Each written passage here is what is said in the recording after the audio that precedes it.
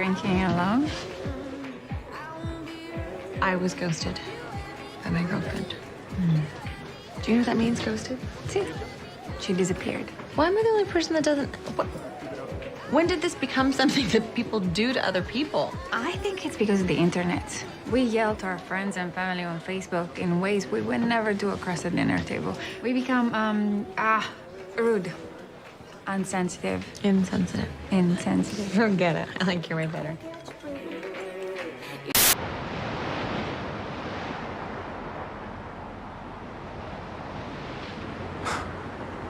Riggs never said anything all this time. Yeah, well, he's a good guy.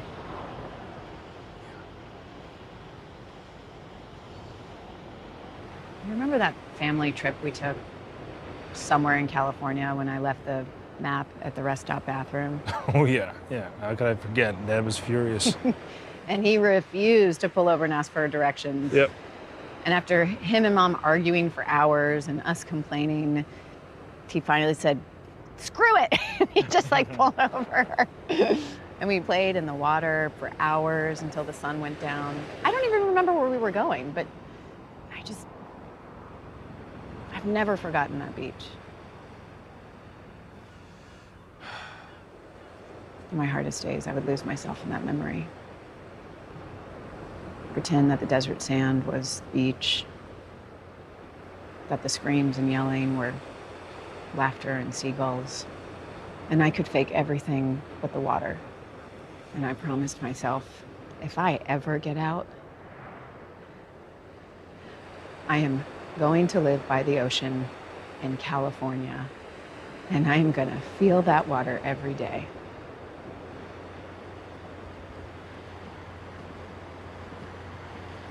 I always imagined us raising our families together, you know. Next door or a few blocks, near Mom and Dad. Camping trips and cookouts.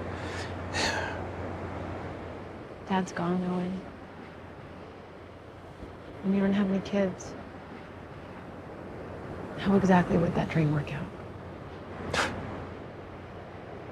You're the most loyal person I have ever known. But you're loyal to ideas, too. Ideas and ideals. My beach plan makes me happy. Like I can feel it in my fingers, happy. I want that for you. I want to see you happy. And that might mean that you're gonna have to break up with some of your ideals.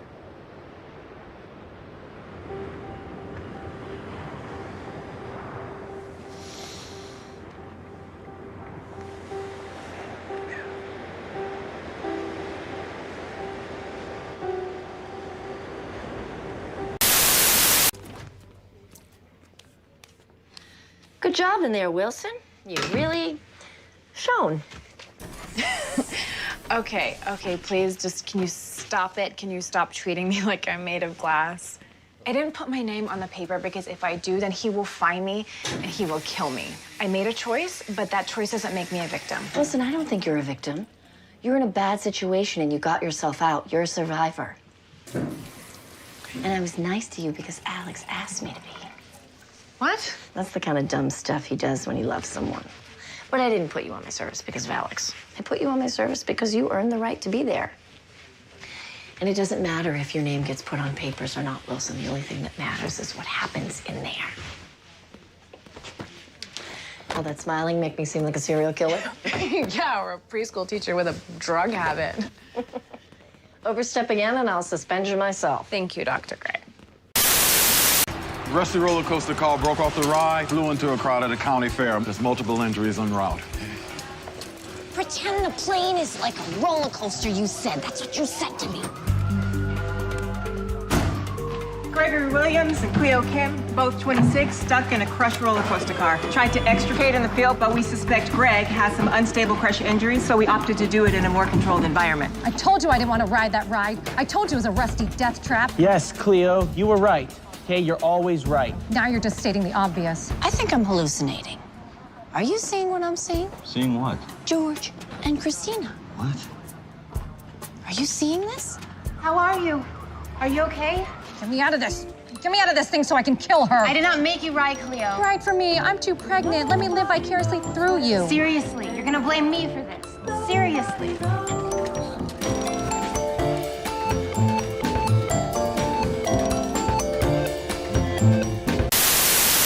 No, we are not staying here. I'm not having my baby by flashlight. Hey, look, the lights just came on, so hold on, No, all right? we're going to a hospital. It's not celebrating Pioneer Days. Babe, get back in bed. Come on. Peggy, why are you walking like that? Fine. I'm fine. Okay, come on, I'm just gonna check you. All right. Okay, that's it. That's the baby. What? No. Okay, feel your baby's head. She's coming. No, Okay, let's go. I'm not ready. I'm not ready. I'm not ready. I'm not a mom. I'm not a mom. I don't think that way. I'm not kind or selfless. I mean, I know you are, babe, but I'm not a loser in a supermarket or something. Yeah, she'll get lost or hurt or something. I'm terrible. I'm a terrible person. No. Please don't do this. Please don't make me do this. Stop. I'm not a mother. Whether you like it or not, this baby is coming. So let's go. All right. Give me that gurney. Okay, it's okay. I can't move. Look at me, Peggy. Peggy, you just need to push. I can't do this. Yeah. No. Hey, look at me. I know that you don't feel ready, and I know you feel like everything is going to change in an instant, but you feel blindsided now. You trust me. You're gonna take one look at this baby, and you won't remember anything else. You won't care what life was like before you met her. Believe me. You want to meet her. Okay? Okay. I'm gonna need you to push. Ready? Breathe. Take a deep breath. All right, Peggy, push. Push. Yes. You got this, Peggy. Yes. Keep going. You got this.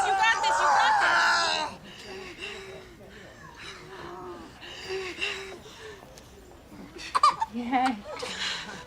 Oh my God, Peggy.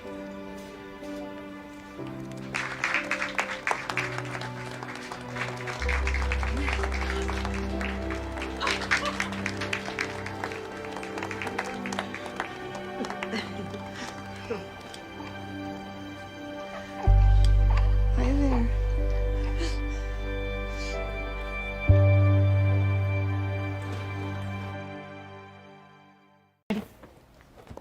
It's okay if you don't want to talk to me. You don't have to say a word. Just please listen. There was a dinner party with his colleagues. I talked too much to the man sitting next to me. Paul said that I made a fool out of him. I laughed because it seemed so. I laughed. And his eyes went dark. And that's the last thing that I remember before waking up the next morning with my eyes swollen shut. I thought it would be the only time. I'm sure that you did the first time too.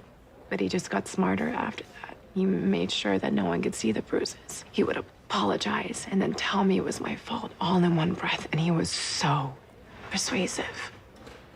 He told me I was wrong so many times that I believed I was wrong. He told me I was crazy so many times that I believed that I actually was crazy. The last time, I woke up to him kicking me in the back because he'd read my email and saw the name of a man that he didn't recognize. He kicked me so hard, he broke my ribs and almost ruptured my kidney. Is he brain dead? We can't say with certainty for a few more hours, but it appears that way. I'm sorry. Are you comfortable talking to her about her options? Yes. What does she mean by options? Well, she means you have to decide if you want to withdraw his life support. Alex, it's not up to her. Oh my God. It's me. I'm still legally his wife.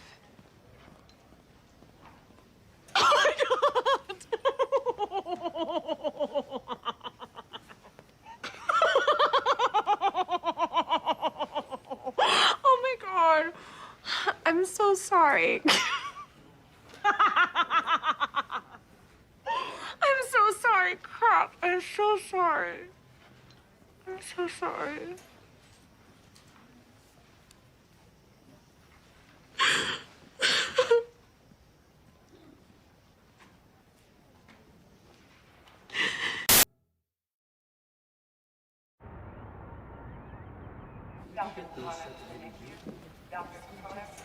Hey. Hi. I haven't seen you. Have you been ill? No, I took some time off. To work on the contest? No, I'm not doing that. But why not? Honestly, I barely made it out of bed for that consult. Oh, It never gets easier losing a mom. I can only imagine. No matter how many times it's... What do you mean you can only imagine? What do you mean, no matter how many times? You've never lost a mom. Have you lost more than one? Excuse me.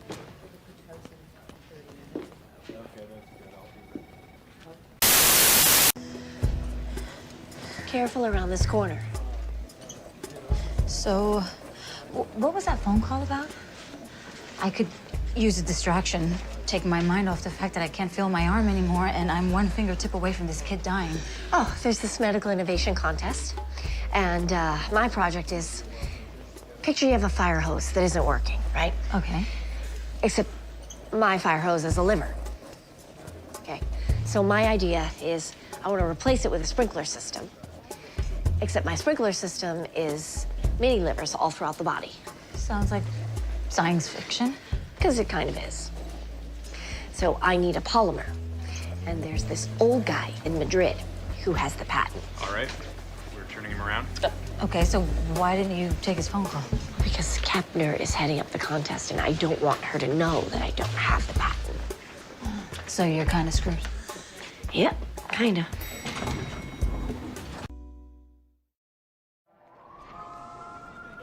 I was so sorry to hear about your father. Oh, thank you. He was sick for a long time. It was time. And he was ready. You look just the same, but prettier. And the last time I saw you was... 8th birthday party. Oh, my goodness. The balloons. The balloons. She filled the entire bedroom, floor to ceiling, with balloons. It was insane. You were a disembodied giggle. Are you really her? Oh, no, I'm sorry. This is Dr. Jo Wilson. She's my partner on the project. This is Marie Cerrone. Hi, so are you really her aunt? Not by blood. Her mother and I were friends, best friends. I watched Meredith grow up. And then you just sort of disappeared after. What happened? Oh, your mother didn't tell you. I had to go back to Spain. My father wanted me to run the business. Oh. I just want to squeeze you, my mare. Mare? You don't go by that anymore.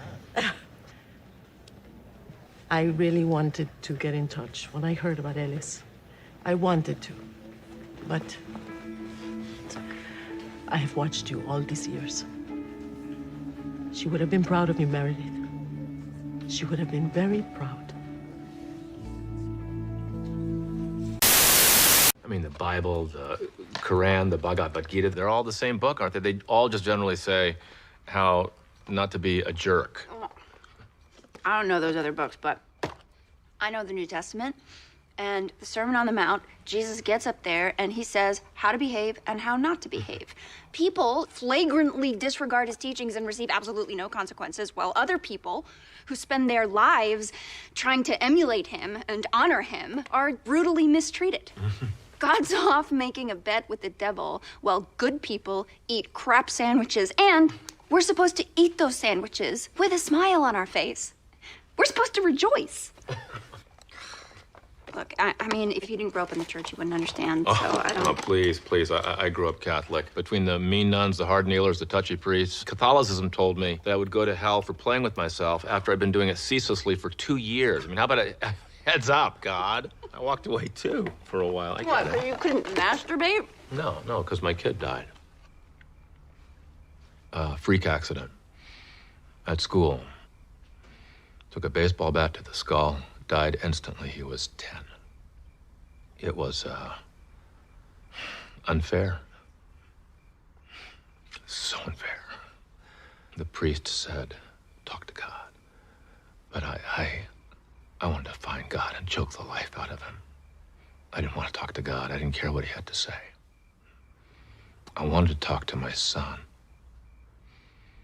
I was not as delightful then in that period as I am now. I was not fit company. My marriage fell apart. I was alone, so I went to church. Because in church, you can talk out loud all by yourself and not look crazy. So I would go to Mass And I would talk to my son. I still do. I don't think God left me or I left God. I just think we got in a fight. That's all.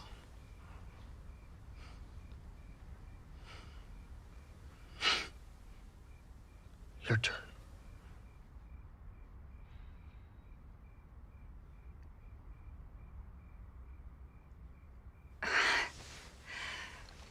I thought you were here for more sex.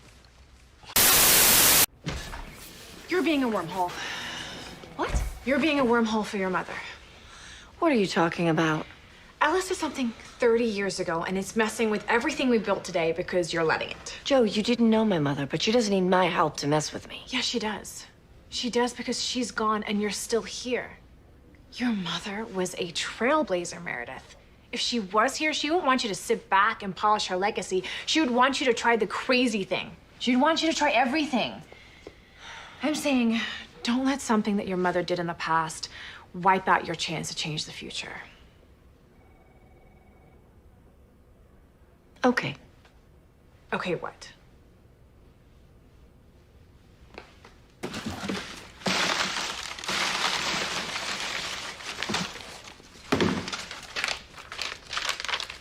Let's get to work. Really? You called me a wormhole. I did. I'm sorry. Should I be sorry? Let's just get to work.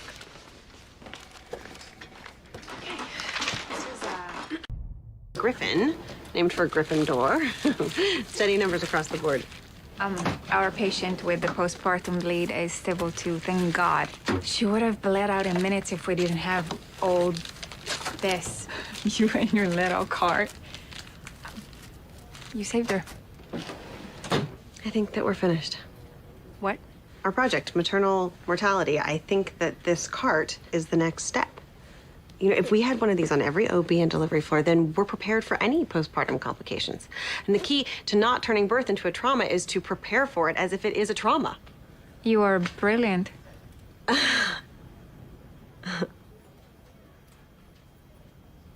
you gonna move to another country? What?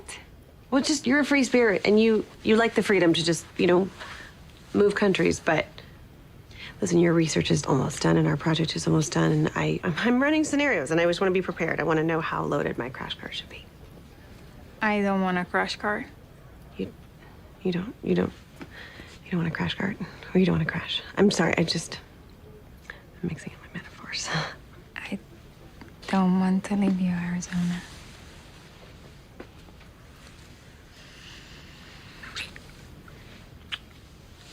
Deal? I knew it was done. We all do dumb things. Then we outgrow them. Thanks, Dr. Karev. You got a good kid. I'm happy for you. She's too good for you. You think I don't know that? I could have seen Karasik, actually, but I wanted to come talk to you. Well, that would be a switch. Oh, stop! I have blown enough smoke up your butt already. We're good now. Your cart, it needs to be on every delivery floor in the country, okay? I just got a grant from HHS, and I want to call it the Robbins Herman Center for Women's Health. I will teach fetal surgery, you will perform it, and together we will launch your maternal mortality prevention program and make this country safe for women and babies. What do you say? Actually, I wanted to call it the Herman Robbins Center, but that makes it sound like we're a dude.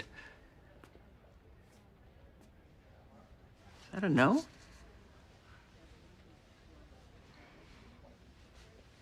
Could we do it in New York? Wherever you want. Get on! Oh, boy! Oh. You have to warn me when you do that. Well, I'm grateful I could help. Listen, I know that you already have a chief of cardio. I'm sorry. I didn't mean to put you on the spot in there. No. You didn't put me on the spot. You just gave me one more sign. I want to take a sabbatical. No, not from surgery. I mean from paperwork and management and schedules and stress. I want to take a sabbatical from stress. I want to research and innovate and fall in love with the OR again. And I want to spend time with the people that I love. I want to volunteer to create gardens and urban food deserts. And I want to watch TED Talks. I might even do a TED Talk. I have all this money now, more money than I could ever need. I could do all of that. And I still have this voice in my head telling me that, you know, because I'm a woman, that I can't pause. I can't rest. Ironically, I think it's the voice of the damn patriarchy. So I'm done listening to that voice. I'm listening to my own. Good. Dr. Altman, the position of interim chief just opened up. I love my job, so it's temporary. But what do you say? I say, let's keep talking.